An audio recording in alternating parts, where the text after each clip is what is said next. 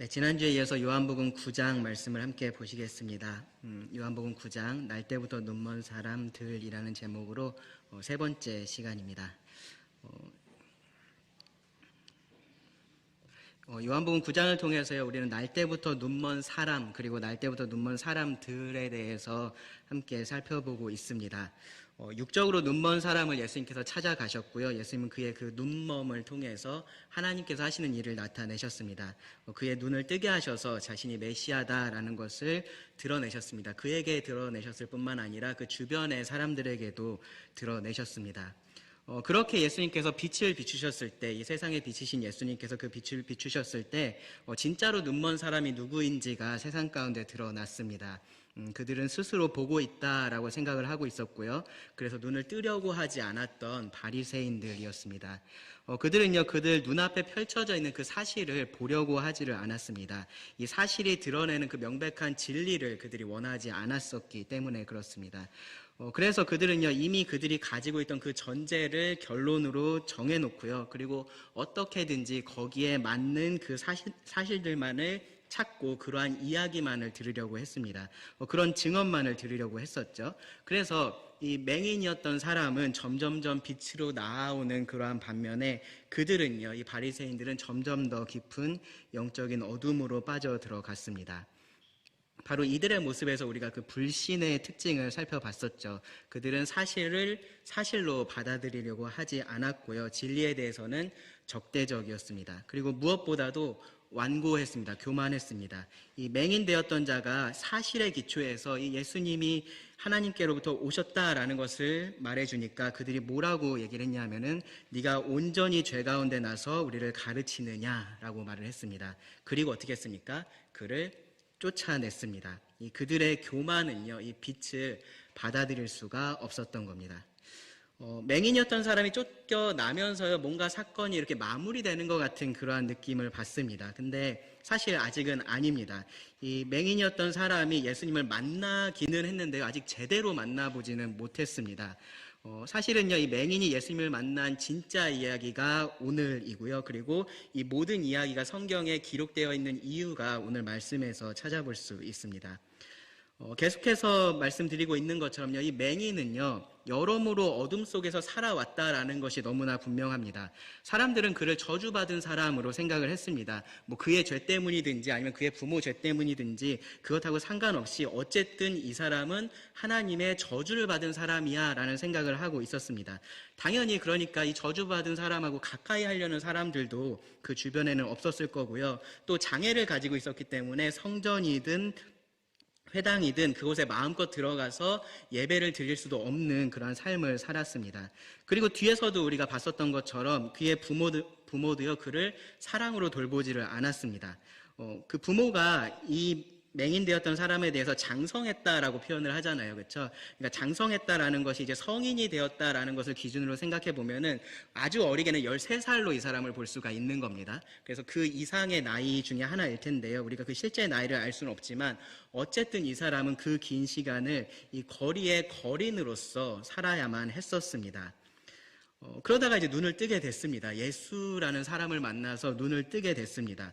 모든 게 달라질 것 같았습니다. 왜냐하면은 그가 눈이 먼 것이 그 모든 어둠의 원인이라고 생각을 했었기 때문에 그랬을 겁니다. 근데 그렇지가 않았죠. 이 사람이 눈을 떴다라는 것을 많은 사람들이 알게 됐지만 누구도 그와 함께 기뻐해 주지를 않았습니다. 심지어 그의 부모들도요, 오히려 다른 사람들을 두려워해서 이 사람과는 더 거리를 두려고 했습니다. 바리새인들은 어떻게 했습니까? 이 사람을 죄인 취급을 했죠. 그렇죠? 죄인 취급을 했습니다. 그리고 이 사람에게 욕을 했고요. 결국은 내쫓았습니다. 그들의 그 공동체 안에서 내쫓았습니다. 눈은 떴지만요, 여전히 그가 살고 있던 세상은 어두웠었던 겁니다. 그의 어렵고 힘든 그 삶의 원인이 그가 맹인으로 태어났기 때문이라고 생각을 했을 수 있고요. 그렇기 때문에 눈을 떴을 때는 이제 모든 것이 달라지겠구나, 모든 좋은 것들이 내 앞에 펼쳐지겠구나 라는 생각을 했을 수 있지만 여전히 그는 비슷한 어둠 가운데 있었던 겁니다. 그리고요, 바로 그런 상황에서 처음 어둠 가운데 있었던 그를 찾아오셨던 바로 그분, 예수님께서 그를 다시 찾아오십니다. 35절을 보시면은 이렇게 말씀을 합니다. 예수께서 바리새인들이죠. 그들이 그 사람을, 이 맹인이었던 사람입니다. 그 사람을 쫓아냈다 하는 말을 들으셨더니 그를 만나사 이르시되 네가 인자를 믿느냐. 이 성전 근처에서 벌어졌었던 이 일이요, 많은 사람들의 관심사가 되었었던 것이 분명합니다. 그래서 이 사람이 쫓겨나게 된 것까지도 이제 많은 사람들에게 이야기가 퍼져간 겁니다. 그러면서 아마 사람들은요, 그것으로 이야기가 끝났다라고 생각을 했을 거예요. 이런 일들이 있었는데 결국은 우리의 지도자들이 그 사람 쫓아냈어. 그러니까 결국은 그 사람은 그냥 죄인이었었던 것 같고, 뭐 그 사람이 진짜로 눈을 떴는지 안 떴는지 우린 잘 모르겠어. 아마 그런 식의 이야기들이 퍼져갔을 겁니다. 그리고요, 이 일은요, 이 맹인이었던 자의 부모가 우려했었던 그 일이 기우가 아니었다라는 것도 사람들에게 확실하게 인지가 되는 계기가 됐을 겁니다. 왜냐하면 이 사람이 예수의 편에 섰을 때 결국은 회당에서 쫓겨나게 됐었기 때문입니다. 맹인이었던 자도요, 예수는 그리스도라고 그렇게 분명하게 말을 하지는 않았어요. 그런데 쫓겨났습니다. 그러니까 이 애초에 그의 부모도요, 이 예수를 그리스도라고 생각을 했는데 그렇게 말하지 못했었던 것은 아닌 거예요. 이 바리새인들이 예수님에 대해서 어떻게 생각하는지를 그들이 잘 알고 있었기 때문에, 얼마나 적대적인지를 알고 있었기 때문에 애초에 이 예수님에 대해서 긍정적인 이야기를 하기를 두려워했다라고 볼 수 있습니다. 어쨌든 이 맹인이었던 자가 쫓겨났다라는 소식을 예수님께서 들으셨고요. 그리고 그를 찾아오셨습니다. 예수님이 이 9장 초반에 나오셔서 그의 눈에 진흙을 바르시고 실로암 못에 가서 씻어라 라고 말씀하신 이후에 지금 여기서 다시 처음으로 나타나신 겁니다. 그가 다시 버림을 받았을 때 그를 찾아오신 겁니다. 지나다가 어쩌다가 그 사람을 보고서 만나신 것이 아니고요, 소식을 듣고 일부러 찾아오신 겁니다. 그런데 이런 생각이 들어요. 왜 지금일까요? 왜 예수님은 이 시간 동안에 그와 함께 계시지 않고 왜 지금 이 사람을 찾아오셨을까요? 애초에 이 사람이 실로암에 갔다가 올 때까지 기다리실 수도 있었을 텐데 왜 그렇게 하지 않으셨을까요? 이 사람들이 이 사람이 눈을 뜬 것에 대해서 다들 의문을 표현하고 있었을 때 내가 그의 눈을 뜨게 했다라면서 왜 그의 편에 서지 않으셨을까요? 그가 이 부모에게 버림을 받고 바리새인들에게 욕을 먹을 때도 함께 계시면서 예수님은 그를 변호해 주실 수도 있으셨습니다. 그런데 그때는 어디 가셨다가 지금 이 사람을 찾아오셨을까요? 사실 이 질문은요, 처음 이 사람이 맹인이었을 때 사람들이 했었던 그 질문하고 크게 다르지 않은 질문입니다. 그가 맹인이었을 때 사람들이 무슨 질문을 했었습니까? 이 사람이 맹인된 것이 그의 죄 때문이냐 아니면 그의 부모의 죄 때문이냐를 가지고 사람들이 논쟁을 했었습니다. 왜 하나님이 그를 맹인으로 태어나게 하셨느냐를 질문을 했었습니다. 같은 질문입니다. 왜 예수님이 그를 이런 고통 속에 내버려 두셨느냐? 그 질문이 같기 때문에 사실은 답도 같습니다. 예수님은 이 사람이 맹인으로 태어난 그 질문에 대해서 뭐라고 답을 하셨냐면은 하나님이 그 하시는 일을 나타내시려고 그렇게 하셨다라고 말씀을 하셨습니다. 여기서도 마찬가지입니다. 예수님은 하나님이 하시는 그 일을 나타내시려고 지금 나타나셨습니다. 그가 보지 못하는 그 연약함을 통해서 하나님께서 일을 하셨던 것처럼 이 고통의 시간도 마찬가지였던 겁니다. 그의 상황을 보면요, 사실 점점 나빠져 가는 것을 볼 수 있습니다. 처음에 사람들은요, 그가 눈을 뜨게 된 것에 대해서 그게 어떻게 된 일이냐, 그것만 그냥 궁금해 했었어요. 그런데 바리새인들이 했었던 것을 보면 훨씬 더 적대적이었다라는 것을 알 수 있습니다. 어떻게 눈을 뜨게 되었느냐라고 묻기는 했는데 마치 네가 왜 하필 안식일에 눈을 떴느냐라고 그렇게 따지는 것처럼 그에게 신문을 했습니다. 그리고 그의 부모들은요, 모든 책임을 그에게 다 돌리면서요, 그의 편에 서기를 거부했었습니다. 결국 바리새인들은 욕을 하며 그를 비난했고요, 결국은 그들의 공동체에서 쫓아냈습니다. 그런데요, 이 상황이 진행되는 이 과정을 가만히 보시면요, 그가 처했던 그 상황들은 어쩌면 점점점 나빠져 갔지만 이 예수님에 대한 이 맹인이었던 사람의 인식은 점점점 분명해져 가는 것을 알 수 있습니다. 처음에 그는요, 11절과 15절에 보시면 예수님을 뭐라고 표현을 했었냐면은 예수라 하는 그 사람이라고 표현을 했었습니다. 예수라 하는 그 사람, 그냥 그 사람이라고 표현을 했었습니다. 그런데 17절에 보시면은 이 바리새인들이 물어봤을 때는 뭐라고 답했습니까? 선지자라고 답했습니다. 선지자. 그리고요, 이 쫓겨나기 전에 그는요, 이 예수님을 창세 이후로 맹인의 눈을 뜨게 한 유일한 존재로 말을 합니다. 그러면서 하나님께로부터 온 자라고 분명하게 설명을 하는 것을 볼 수 있습니다. 예수님께서 이 일이 진행되는 동안에 그에게 나타나지 않으셨던 또 다른 이유들이 아마도 있을 겁니다. 우리가 알지 못하는 그러한 이유들이 아마도 있을 겁니다. 그런데요, 분명한 것은 뭐냐면요, 점점점 악화되어가는 그의 상황 속에서요, 오히려 이 맹인이었던 자의 믿음은 점점 더 확고해져 갔었다라는 겁니다. 그리고 그의 영의 눈이요, 점점점 그 시력을 찾아갔다라고 우리가 이야기를 할 수 있습니다. 이 시간을 통해서도요, 하나님께서 하시는 그 일을 이 사람을 통해서 나타내신 겁니다. 그리고 하나님의 때가 되었을 때 예수님께서 다시 그를 찾아오셨습니다. 다윗이 시편 27편 10절에서 뭐라고 고백했는지 아시나요? 내 부모는 나를 버렸으나 여호와는 나를 영접하시리이다 라고 그렇게 고백을 했습니다. 그 고백처럼 예수님께서 이 사람을 찾아오신 겁니다. 맹인이었던 사람은요, 사실 이때 처음으로 예수님을 봤습니다. 그렇죠. 네. 그 전에는 예수님께서 그의 눈에 진흙을 바르시고 실로암으로 가라고 하셨기 때문에 예수님의 목소리는 들었지만 예수님을 보지는 못했습니다. 그런데 그 눈을 뜨고 지금 처음으로 예수님을 실제로 만난 겁니다. 그리고 두 번째로 예수님의 목소리를 지금 듣고 있는 겁니다. 전에 예수님은요, 그에게 순종을 명령을 하셨었어요. 그런데 이번에는 질문을 하십니다.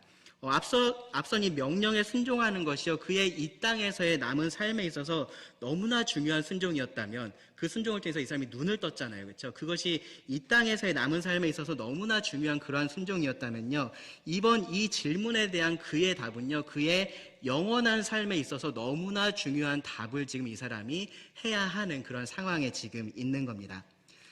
예수님께서 찾아오셔서요, 너 진짜 힘들지 라고 말씀하지 않으셨어요. 너 참 고통스럽지, 이런 상황이 너한테 펼쳐진 게 너무나 분하지, 그렇게 말씀하지 않으셨습니다. 지금 이 시점에서 정말로 중요한 것이요, 그런 것이 아니기 때문에 그렇습니다. 바리새인들이요, 사실은 제대로 이 사건의 핵심이 무엇인지를 봤었습니다. 이 사건이 던지는 가장 중요한 질문은 뭐냐면요, 이 맹인의 눈을 뜨게 하신 것, 예수님께서 그렇게 하신 것, 그 사건이 던지는 가장 중요한 질문은 뭐냐면은 바로 이 날 때부터 눈먼 사람의 눈을 뜨게 한 이 사람이 누구냐라는 겁니다. 바로 이 예수가 누구냐라는 질문을 던진 겁니다. 이 질문에 대해서요, 바리새인들은요, 처음부터 답을 정해놨습니다. 그들이 정한 답은 뭐였습니까? 16절에 보시면 예수는 하나님께로 온 자가 아니다 였습니다. 하나님께로부터 온 자가 아니다 였습니다. 그리고 22절에서는요, 예수는 그리스도가 아니다 였습니다. 그리고 24절은요, 예수는 죄인이다 였습니다. 예수는 죄인이다. 그래서요, 그들은 예수가 나면서부터 맹인인 사람을 볼 수 있게 했다라는 그 사실을 받아들일 수가 없었던 거예요. 왜냐하면 그들의 결론하고 그 사실이 맞지 않았기 때문에 그렇습니다. 그래서요, 이 사람들은 계속해서 확인을 했었던 겁니다. 이 사람이 진짜로 나면서부터 맹인이었는지를 확인을 했고요, 진짜로 예수님이 이 사람을 볼 수 있게 했는지, 그렇게 만들었는지를 확인을 했습니다. 그런데 실제로 그렇다는 것이 확인이 됐죠. 이 맹인만 그것을 증언했었던 것이 아닙니다. 많은 사람들이 몰려와서 다 똑같은 증언을 했어요. 그러면서 어떻게 이 사실을 우리가 이해할 수 있느냐라고 그들에게 물었었습니다. 그의 부모들도 이 상황을 파악하고 예수님을 언급하는 것을 거부하기는 했었는데, 그가 맹인으로 태어났다라는 것에 대해서 증언을 했고요, 그가 이제는 보게 됐다라는 것에 대해서도 증언을 했습니다. 그러니까 이 모든 사실들이 공통적으로 가리키고 있는 사실은 하나였습니다. 뭐냐면은 예수가 구약에 예언된 그 메시아가 맞다라는 거예요. 그들이 원하지 않았던 그 결론으로 지금 이 사실이 이끌어가고 있었다라는 겁니다. 그들은 근데 그것을 원하지 않았어요. 그래서 이들이 결정한 것이 무엇입니까? 가장 핵심이 되는 그런 증인을 우리 가운데서 제거하자입니다. 그래서 이 맹인이었던 자를 그들에게서 내쫓았던 겁니다. 맹인이었던 사람의 부모는요, 이 바리새인들만큼은 아니었을지 몰라요. 그만큼 적대적이지는 아니었을지 모르지만 그들도 어쨌든 이 예수님을 그리스도로 시인하기를 거부했습니다. 하나님보다 사람이 더 두려웠기 때문에 그렇습니다. 다른 사람들도요, 모두가 다 이 똑같은 이적을 목격을 했습니다. 그런데 그들은요, 모르겠다라고 그냥 결론을 내렸습니다. 그냥 모르겠다. 그러니까 이 일에 있어서요, 어떤 사람들만 있었던 거냐면요, 불신자들만 있었고요, 그리고 불가지론자들만 있었습니다. 나는 이거 안 믿겠다라는 사람들이 있었고요, 나는 이거 모르겠다라는 사람만 그들 가운데 있었던 겁니다.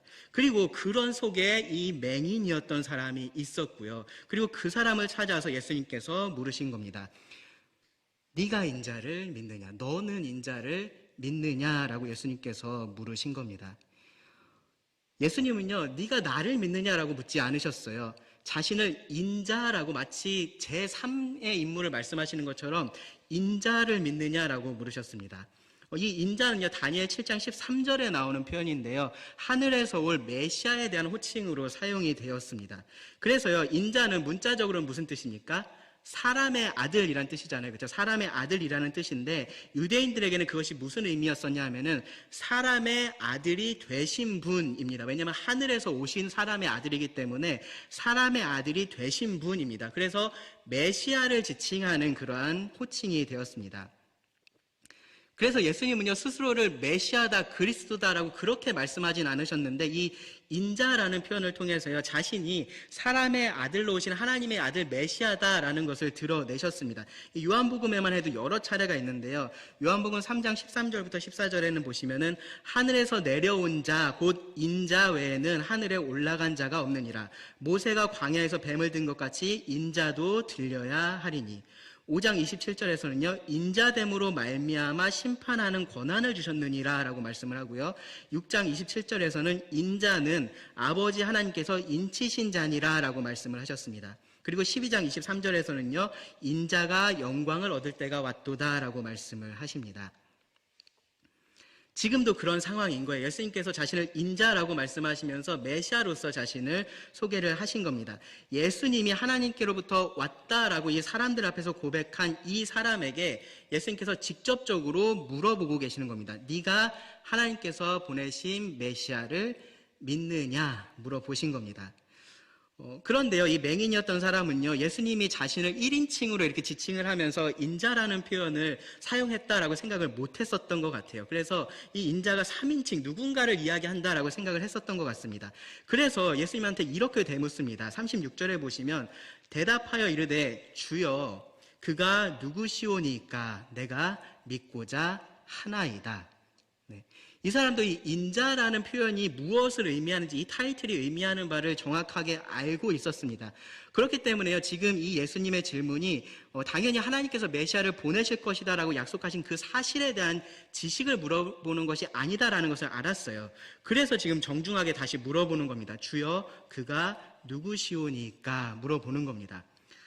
여기 주여라고 지금 이 맹인이었던 사람이 예수님을 부르죠. 우리말로 이해를 하자면 선생님 정도에 해당이 되는 표현입니다. 그러니까 이 상대방에 대해서 정확하게는 모르는 거죠. 하지만 그 사람을 정중하게 높여서 지금 그렇게 부르는 겁니다. 요한복음 4장에 보시면 사마리아 여인도 예수님에게 이렇게 주여라고 부르는 것을 볼 수 있습니다.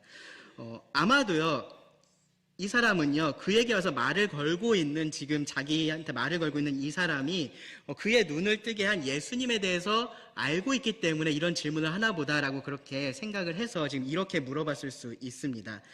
그는요, 그의 눈을 뜨게 한 예수님이 하나님에게로부터 온 사람, 즉 메시아다라는 것은 이미 알고 있었습니다. 이제 그에게 필요한 것은 뭐냐 하면요, 그 예수라 하는 사람, 그 사람이 누군지를 알면 이제 믿을 수 있다라고 그렇게 이야기를 하는 겁니다. 그래서 내가 믿고자 한다라고 말을 하는 거예요.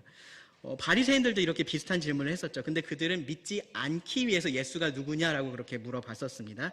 그런데 이 맹인이었던 사람은요, 믿으려고 지금 물어보고 있습니다. 그가 누구시오니까 라고 묻습니다. 그가 누군지만 안다면, 누군지만 나에게 알려주시면 제가 그분을 믿겠습니다 라고 말을 하고 있습니다. 그의 마음이 온전히 열려 있습니다.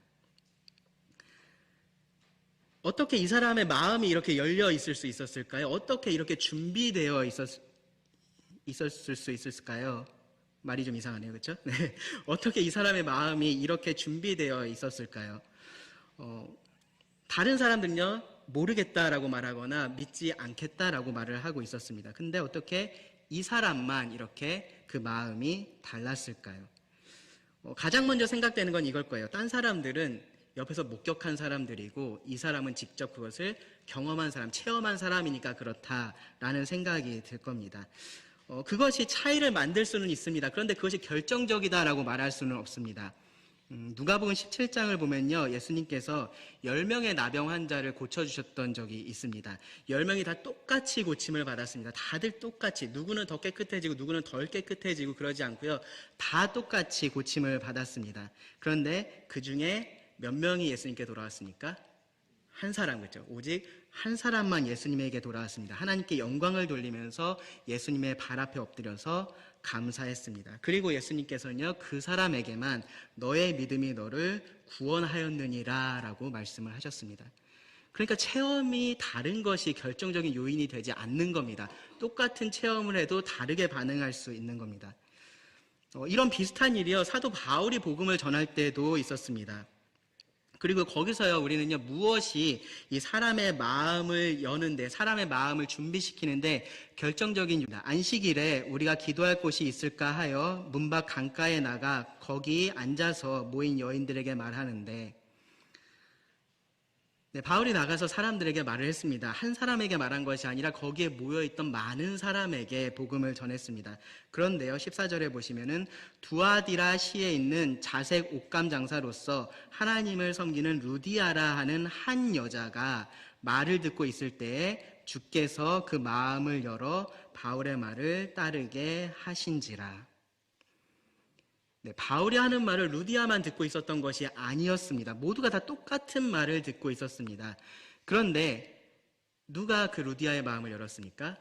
주께서, 네, 하나님께서 그 마음을 여셨습니다. 루디아가 연 것이 아니고요, 하나님께서 그 마음을 열게 하셨습니다. 루디아가 마음을 열고 이 복음에 반응할 수 있었던 것은요, 하나님께서 먼저 그의 마음을 열어주셨기 때문입니다. 그래서요, 에베소서 2장 8절을 보시면요, 우리가 믿음으로 말미암아서 구원을 얻는 것을 뭐라고 말을 합니까? 하나님의 선물이라고 말합니다. 하나님의 선물. 너희 노력의 결과가 아니고요, 하나님의 선물이라고 말을 합니다. 하나님께서 하시지 않으면요, 그 어떤 설득력 있는 말도요, 사람들은 믿지 않는 겁니다. 아무리 유창한 말도 아무런 의미가 없는 겁니다. 반대로요, 하나님께서 하시면은 어린아이의 말이라도 사람을 구원할 수가 있습니다. 그래서요, 바울은 전도에 대한 자신의 태도를 이렇게 묘사를 했어요. 고린도전서 2장 4절 5절 보시면, 내 말과 내 전도함이 설득력 있는 지혜의 말로 하지 아니하고 다만 성령의 나타나심과 능력으로 하여 너희 믿음이 사람의 지혜에 있지 아니하고 다만 하나님의 능력에 있게 하려 하였노라. 네, 바울이 그래서 되는 대로 그냥 대충 복음을 전했다, 그런 말이 아닙니다. 바울이 전도했었던 그 장면들을 보세요. 얼마나 전략적으로 복음을 전했는지, 얼마나 지혜롭게 복음을 전했는지 우리가 배울 수가 있습니다. 자신이 할 수 있는 최선을 다했습니다. 그런데 그렇게 생각을 하지 않았던 거예요. 내가 이렇게 하니까 사람이 구원받는 거지라고는 생각하지 않았다라는 겁니다. 그것으로 사람을 구원할 수 있다라고 생각하지 않았다라는 겁니다. 궁극적으로 누가 하셔야 되는 겁니까? 하나님께서 하셔야 된다라는 것을 알고 있었고요. 그래서 하나님을 의지해서 복음을 전했습니다. 이 맹인이었던 사람이 믿을 준비가 되어 있었던 이유도 사실은 여기에 있습니다. 그가 직접 예수님의 그런 이적을 그가 꼭 경험했기 때문에가 아니고요, 예수님께서 먼저 그를 보시고 불쌍히 여기시고 그의 눈을 뜨게 하셨을 때 그의 영적인 눈도 뜰 수 있게 하셨기 때문인 겁니다. 성령님께서 그때부터 그 안에서 역사하기 시작하셨기 때문인 겁니다. 마치 이 시력이 천천히 회복되어 가는 것처럼요, 이 사람은 예수님이 어떤 분이신지를 서서히 그렇게 더 알아갔고요, 이제는 정말로 믿을 준비가 되어 있었습니다. 그래서 이 요한복음 9장에 기록된 이 날 때부터 눈먼 사람의 이야기가 모든 영적인 눈먼 사람들의 이야기다라고 제가 계속 말씀을 드리는 겁니다. 눈에 보이지 않는 영적인 실체를 지금 이 사람을 통해서 성경이 보여주고 있습니다. 죄인을 구원하기 위해서 하나님께서 하시는 일이 무엇인지를 보여주시려고 이 사람은요, 날 때부터 눈먼 사람으로 태어났었던 겁니다. 그가 날 때부터 눈이 멀었었던 것처럼요, 모든 사람이 영적으로 그렇게 눈이 멀어서 이 땅에 태어납니다. 육적으로는요, 일부의 사람들만 그렇지만요, 영적으로는 정말로 모든 사람이 예외 없이 다 눈먼 사람으로 이 땅에 태어납니다. 모두가 영적인 맹인들이어서요, 앞을 볼 수가 없습니다. 날 때부터 눈먼 사람이 자신이나 다른 사람의 노력으로 그 눈을 뜰 수 없었던 것처럼 영적으로 눈먼 사람들도 마찬가지로 자신의 노력으로 혹은 다른 사람의 어떠한 힘으로 눈을 뜰 수가 없습니다. 어떤 노력으로도 스스로 눈을 뜰 수가 없습니다. 하나님을 찾을 수가 없다라는 말입니다. 사실은요, 그런 노력조차 하려고 하지를 않습니다. 로마서 3장 10절 12절에서 뭐라고 말씀하냐면요, 기록된 바 의인은 없나니 하나도 없으며 깨닫는 자도 없고 하나님을 찾는 자도 없고 다 치우쳐 함께 무익하게 되고 선을 행하는 자는 없나니 하나도 없도다. 그래서 하나님께서 우리를 불쌍히 보지 않으시면, 하나님께서 우리를 먼저 보고 우리를 찾아와 주고 우리에게 은혜를 베풀지 않으시면요, 우리는 이 어둠 속에서 단 한 걸음도 나갈 수가 없는 겁니다. 이 어둠에서 조금도 벗어날 수가 없고요, 더 나은 미래를 절대로 기대할 수가 없습니다. 그런데 예수님께서 이 날 때부터 눈먼 사람을 보시고 그를 찾아오시고 그리고 그의 믿음의 순종을 통해서 그의 눈을 뜨게 하신 것처럼요, 하나님이 우리들에게 그렇게 하십니다. 구원할 자를요, 하나님께서 먼저 찾아오십니다. 찾아오셔서요, 그 마음의 눈을 뜨게 하십니다. 그리고 구원자 예수님을 믿고 영접할 준비가 되어 있게 하십니다. 제가 드린 이 말씀에 대해서요, 이론적으로 동의하지 않는 사람들도 사실 있습니다. 그런데 정말로 구원받은 자라면요, 누구도요, 내가 믿고 구원받았다라고 그렇게 말하지 않습니다. 그 말은요, 이 맹인이 내가 눈을 떴다라고 주장하는 것하고 똑같기 때문에 그렇습니다. 내가 실로암에 가서 내가 내 눈을 씻었고 그래서 보게 됐으니까 내가 눈을 뜬 거다라고 맹인이 말할 수 있었을까요? 그렇게 말할 수 없습니다. 예수는 내가 그렇게 하지 않았으면 내 눈을 뜨게 할 수 없었을 것이다 라고 이 사람이 말할 수 없습니다. 그렇게 할 수도 없고요, 그렇게 하지도 않았습니다. 그가 계속해서 증언했던 것이 무엇입니까? 이 맹인이었던 사람이 계속해서 증언했던 것이 무엇입니까? 예수라는 사람이 나의 눈을 뜨게 했다라는 것이었습니다. 이 예수라는 사람이, 내가 뜬 게 아니라 예수라는 사람이 나의 눈을 뜨게 했다라는 것이었습니다. 이게 진짜 눈을 뜬 사람의 고백인 겁니다. 잃었던 생명을 찾고 광명을 얻은 것은요, 내가 한 게 아니라 나 같은 죄인을 살리신 이 주님의 놀라운 은혜라고 고백을 하는 것이 마땅한 겁니다. 이 맹인은요, 이제 준비가 되어 있습니다. 믿을 준비가 다 되어 있습니다. 그래서 그의 질문에 예수님께서 이제는 자신을 밝히 드러내십니다. 인자가 누군지를 그에게 선포하십니다. 37절 보시면 예수께서 이르시되 네가 그를 보았거니와 지금 너와 말하는 자가 그이니라. 네, 다른 사람 같으면 이 보았다는 말이 아무렇지 않게 들렸을 것 같은데요, 이 평생을 맹인으로 살아온 이 사람에게는요, 너무나 특별하게 이 말이 들렸을 겁니다. 예수님은요, 그의 눈을 뜨게 하셔서 직접 메시아인 자신을 보여주셨던 겁니다. 예수님은 그에게 내가 뜨게 한 너의 눈으로 지금 네가 그 사람을 보고 있지 않느냐라고 말씀을 하신 겁니다. 지금 너에게 말하고 있는, 네 눈앞에 서 있는 바로 내가, 네가 믿고자 하는 메시아다라고 예수님은 말씀을 하신 겁니다. 바울도 사실 똑같은 경험을 했습니다. 예수님은요, 먼저 바울을 보지 못하게 하셨어요. 그가 다메섹을 향해서 가고 있을 때 밝은 빛을 비추셔서 그를 보지 못하게 하셨고요, 다시 그의 눈을 보게 하시면서 그를 구원하셨습니다. 그 바울이 이렇게 기록을 했죠. 어두운 데에 빛이 비치라 말씀하셨던 그 하나님께서 예수 그리스도의 얼굴에 있는 하나님의 영광을 아는 빛을 우리 마음에 비추셨느니라. 이 맹인이었던 자 앞에 구원의 빛이 지금 환하게 비추고 있습니다. 그 빛이신 예수님 앞에 맹인이었던 사람이 이렇게 반응을 합니다. 38절에 보시면 이르되 주여 내가 믿나이다 하고 절하는지라.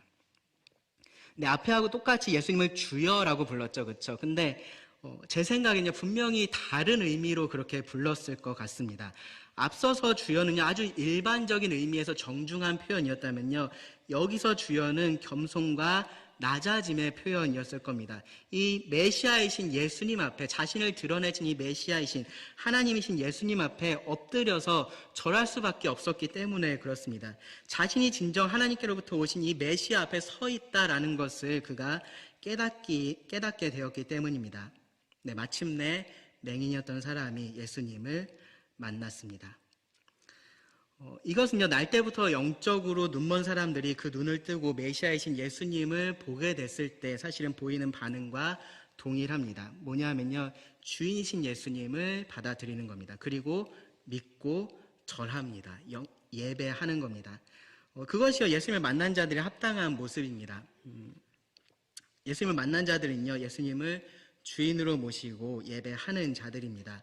예수님으로 인해서 고난을 당한다라고 할지라도 그렇게 하는 겁니다. 담대하게 예수님을 선포합니다. 그로 인해서 사람들에게 미움을 받기도 하고요. 가까운 사람들에게 배신을 당하기도 합니다. 삶에서 누려왔었던 어떤 좋은 것들을 빼앗길 수도 있습니다. 그런데 그런 상황에서도요, 예수님을 부인하고 버리기보다는 그 예수님으로 인해서 고난받기를 즐거운 마음으로 기쁘게 선택하는 사람들입니다. 그들이 정말로 예수님을 만난 사람들입니다. 이제는 눈을 떠서 그 빛이신 예수님을 볼 수 있기 때문에 그렇습니다. 그 예수님의 가치가 그들에게 보이기 때문에 그렇습니다. 그래서 이 눈을 떠서 보고 있다면요, 다른 선택을 할 이유가 없는 겁니다. 이 맹인이었던 자가 이 믿음의 예배를 드렸고요. 그러면서 이 맹인이었던 사람의 이야기는 마무리가 됐습니다.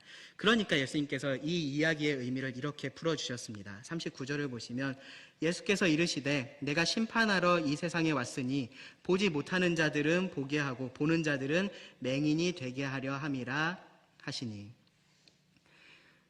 네, 육체적인 맹인들은 다 눈을 뜨게 하고 육체적으로 보고 있는 사람들은 다 맹인이 되게 만들겠다, 그런 의미로 하신 말씀이 아니라는 거 너무 분명합니다.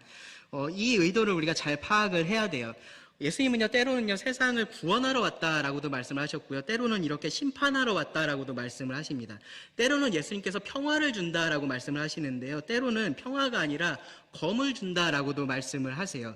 예수님이 그냥 이랬다 저랬다 그냥 대충 그렇게 얘기를 하시는 게 아니고요, 이 맥락에 따라서 다르게 말씀을 하신 것 뿐입니다.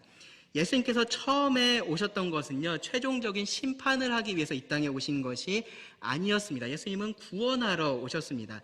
최종적인 심판은요, 우리가 지금 계시록을 통해서 매주 배우고 있는 것처럼 나중 일입니다. 나중에 예수님께서 다시 오셔서 하실 일입니다. 이때는 세상을 구원하기 위해서 오셨습니다. 그런데요, 예수님께서 이 요한복음 3장 16절 이하에서 말씀을 하신 것처럼요, 구원하기 위해서 오셨던 이 예수님을 믿지 않는 사람들은 이미 심판을 받았다라고 성경은 말합니다. 예수님은 그 심판받는 자들에 대해서 이렇게 말씀을 하셨어요. 요한복음 3장 19절부터 20절을 보시면 그 정죄는 이것이니 곧 빛이 세상에 왔으되, 예수님께서 빛이십니다. 빛이신 예수님이 세상에 오셨습니다. 사람들이 자기 행위가 악함으로 빛보다 어둠을 더 사랑한 것이니라. 악을 행하는 자마다 빛을 미워하여 빛으로 오지 아니하나니 이는 그 행위가 드러날까 함이요. 빛보다 어둠을 더 사랑해서 빛으로 나아오지 않는 자들, 이들이 예수님께서 말씀하신 보는 자들입니다. 이들이 사실은 보는 자들입니다. 그들이 보는 자들로서 맹인이 된 그러한 자들입니다. 영적인 측면에서 예수님께서 하신 말씀입니다. 이들은 스스로 본다라고 생각을 하고 있을 뿐이지 실제로는 보지 못하고 있는, 영적으로 보지 못하고 있는 그런 사람들입니다. 우리가 요한복음 9장에서 만난 바리새인들이 정확히 이런 사람들이었습니다. 그들은 스스로 본다고 생각했고요, 더 이상 그들에게 다른 가르침이 필요 없다라고 생각을 했습니다. 이 40절 말씀을 보시면 그런 그들의 모습이 이렇게 드러납니다. 바리새인 중에 예수와 함께 있던 자들이 이 말씀을 듣고 이르되 우리도 맹인인가? 네, 이 사람들이 언제부터 이 자리에 같이 있었는지 모르겠어요. 그렇죠? 이 앞에까지만 해도 예수님하고 이 맹인이었던 사람만 같이 얘기하고 있었던 것 같은데, 이 바리새인들이 주변에 있었던 것 같습니다. 갑자기 이 대화에 끼어들어서요, 우리도 맹인인가라고 하면서 스스로 맹인이 아니라고 지금 주장을 합니다. 보통 사람들이라면 스스로 본다라고 그렇게 착각할 수도 있겠지만 우린 아니다라는 거죠. 자기들은 아니다라는 겁니다. 모든 사람들이 다 맹인일지라도 자기들은 아니다라고 지금 말을 하고 있는 겁니다. 다른 것들은 다 참아도 나에 대해서 맹인이라고 말하는 거 우리가 못 참겠다라면서 지금 이 자리에 끼어든 겁니다. 이 대화에 끼어든 겁니다. 그래서 예수님 이렇게 그들에게 대답하시죠. 41절 예수께서 이르시되 너희가 맹인이 되었더라면 죄가 없으려니와 본다고 하니 너희 죄가 그대로 있느니라. 진짜로 맹인이 돼야 된다라고 하신 말씀이 아니에요. 근데 물론 그들이 진짜 맹인이었으면 이 영적으로도 자기들이 맹인이다라는 것을 인정하는데 아마 도움이 됐을지도 모릅니다. 그런데 예수님께서 지금 그것을 의도하신 것은 아닙니다. 그들이 스스로 날 때부터 눈먼 사람이다라는 그 사실을 인정을 했다면, 너희가 맹인이 되었다면 죄사함을 받을 수 있었을 거다라는 말씀입니다. 예수님은요, 그들에 대해서 뭐라고 표현을 하셨었냐면요, 맹인이 되어 맹인을 인도하는 자라고 그렇게 말씀을 하셨습니다. 그들은 스스로 인도하는 자라고 생각을 하고 있었으니까 절대로 자기들이 맹인이다라고 생각을 할 수가 없었던 겁니다. 근데 예수님은 뭐라고 말씀하신 거냐 하면은 그들 역시 날 때부터 눈먼 자들이라고 말씀을 하신 겁니다. 그렇기 때문에 겸손히 이 빛이신 예수님 앞에 나오지 않으면 심판을 받을 수밖에 없다라고 말씀을 하신 겁니다. 39절에서 예수님께서 하신 말씀은요, 기본적으로 이 세상에 보는 사람이 있고 보지 못하는 사람이 있다라고 하신 말씀이 아니에요. 본다고 생각하는 사람이 있는 거고요, 보지 못함을 인정하고 있는 사람이 있는 겁니다. 보지 못함을 인정하는 사람을 이 메시아이신 예수님께서 보게 하신다라고 말씀을 하시는 겁니다. 그들이 구원의 빛을 경험할 수 있는 사람들인 겁니다. 날 때부터 눈먼 사람이 그랬던 것처럼요, 날 때부터 눈먼 사람이다라는 것을 인정하는 사람이 바로 사람의 눈을, 그런 사람이요, 눈을 뜰 수가 있는 겁니다. 우리도 맹인인가? 나도 맹인인가? 라고 말하는 그런 사람이 아니라요, 내가 맹인입니다 라고 고백하는 그 사람이 눈을 뜰 수가 있는 겁니다. 네, 이제 우리가 이 요한복음 9장 말씀을 다 살펴봤습니다. 눈먼 사람의 이야기, 그리고 눈먼 사람들의 이야기를 살펴봤습니다. 물론 아직 예수님과 이 바리새인들의 대화는 끝나지가 않았어요. 10장에 가서 보셔도요, 10장 21절에 가서도요, 이 바리새인들이 여전히 예수님이 누구신지를 가지고 논쟁하고 있는 것을 볼 수 있습니다. 그리고 24절에도 보시면요, 당신이 그리스도면 좀 밝히 좀 말해달라, 이제 그렇게 말하는 것도 볼 수 있습니다. 그리고 그들에게요, 이 예수님 뭐라고 말씀하셨냐면요, 이들이 말을 듣지 않으니까 내 말을 듣지 않으려면 내가 하는 일을 보고 좀 믿어라 라고 그렇게 말씀을 하셨습니다. 그런데 결국 예수님은 이 예수님의 양들만이 예수님의 음성을 듣고 따른다라는 사실도 상기시키십니다. 여기 바리새인들처럼 예수님께서 하시는 일을 보고도 믿지 않으려고 하는 자들은 결국은 믿지 않기 때문에 그렇습니다. 이 날 때부터 눈먼 사람의 이야기, 이 날 때부터 눈먼 사람들의 이야기를 통해서 성령님께서 우리들에게 해주시는 말씀은 아주 분명합니다. 우리 모두가 날 때부터 눈먼 사람들이고요, 우리가 다 그렇기 때문에 눈을 떠야 한다라고 말씀을 하십니다. 그리고 그 눈을 뜨는 것은 우리가 하는 게 아니라 하나님께서 해주시는 일이다라는 것을 우리들에게 가르쳐 줍니다. 이 사실을요, 우리 각자의 상황에 맞게 적용을 해야 됩니다. 만약에 이 말씀을 듣고 계신 여러분이 지금 이 요한복음 9장에 등장하는 바리새인과 같다면요, 적어도 한 번쯤은요, 정말로 적어도 인생에 한 번쯤은 정말로 진지하게 이 성경이 말하고 있는 이 사실에 대해서 여러분 고민을 해 보셔야 됩니다. 이 사실을 사실로 볼 수 있도록 하나님께 기도하셔야 됩니다. 그렇게 성경을 비판하기 위해서 성경을 읽다가 하나님을 만난 사람들도 정말로 많이 있습니다. 제목만 보고 내용을 판단하는 그러한 어리석음을 여러분들 범하지 마시고요, 대충 내가 성경에 대해서 알고 있지라고 생각하지 마시고요, 정말로 성경이 그런지 정말로 깊이 생각해 보시고 이 빛이신 예수님께로 나아오실 수 있기를 간절히 기도합니다. 만약에 여러분들이 이 말씀의 맹인처럼 예수님을 만나서 빛으로 나오셨다면요, 그렇게 하신 예수님의 참된 예배자들이 되시기를 바랍니다. 맹인이 눈을 뜨는데 맹인이 한 일이 없습니다. 구원받는데 우리가 한 일도 없습니다. 하나님께서 우리를 찾아오시고 은혜를 베풀어 주시지 않으셨으면 우리라고 남들보다 훨씬 뛰어나서 스스로 하나님을 찾을 수 있고 그랬었던 것이 아닙니다. 모든 게 다 은혜이고요. 놀라운 은혜입니다. 우리들에게 합당하지 않은 은혜를 하나님께서 주신 겁니다. 그러니까 그 은혜에 감사하는 예배자들이 되시기 바랍니다. 이 예배는요, 예배당에 모여서만 드려지는 것은 아닙니다. 물론 이 자리에 모여서 드리는 감사의 예배가 너무나 중요하지만 이 자리에서만 드려지는 것은 아니다라는 겁니다. 이 맹인이었던 사람이 핍박에도 불구하고 예수님을 증언하고 주님으로서 고백했었던 것처럼요, 우리도 그런 삶을 살아야 됩니다. 고난이 두려워서 예수님을 숨기고 소극적으로 그렇게 살아가는 것이 아니라요, 우리가 만난 빛이신 예수님을 더 밝게 전해야 할 그러한 책임이 우리들에게 있기 때문에 그렇습니다. 예수님께서 9장 초반에 말씀하셨던 것처럼요, 예수님께서 이 세상에 계실 때는 예수님께서 세상의 빛으로 계셨습니다. 세상의 빛으로서 하나님의 일을 예수님께서 하셨습니다. 그런데 지금은요, 예수님께서 그 아버지께서 맡겨주신 모든 일들을 다 마치시고 아버지께로 돌아가셨어요. 그리고 우리들에게 이 세상에서 빛이 되라고 말씀을 하셨습니다. 우리에게는요, 지금이 우리를 보내신 이의 일을 해야 될 낮 시간인 겁니다. 아까 우리가 말씀 시간 전에 불렀던 그 찬양에 보면요, 나 같은 죄인 살리신 그 찬양에 보면은 마지막 가사가 이렇게 되어 있습니다. 거기서 우리 영혼이 해처럼 밝게 살면서라고 되어 있습니다. 물론 이제 거기서 말하는 해처럼 밝게 사는 것은 우리가 고통도 없고 슬픔도 없고 그렇게 사는 것을 의미하겠지만 우리가 이 땅에서도 그렇게 살아야 됩니다. 그 나라에 가서 우리가 해처럼 사는 것이 전부가 아니라요, 이 땅에서 우리가 사는 동안에 정말로 빛으로서 살아가야 되는 겁니다. 복음에 합당한 삶이 되어야 하는 거고요, 담대하게 주님을 선포할 수 있어야 되는 겁니다. 우리가 그렇게 할 때 대부분은 무관심할 겁니다. 뭐 그냥 하던 얘기 뭐 하나보다라고 할 겁니다. 누군가는 바리새인들처럼 욕을 할 수도 있습니다. 이상한 반응이 아니고요, 아주 자연스러운 반응입니다. 그런데 결국 하나님은 구원할 자를 그렇게 구원을 하십니다.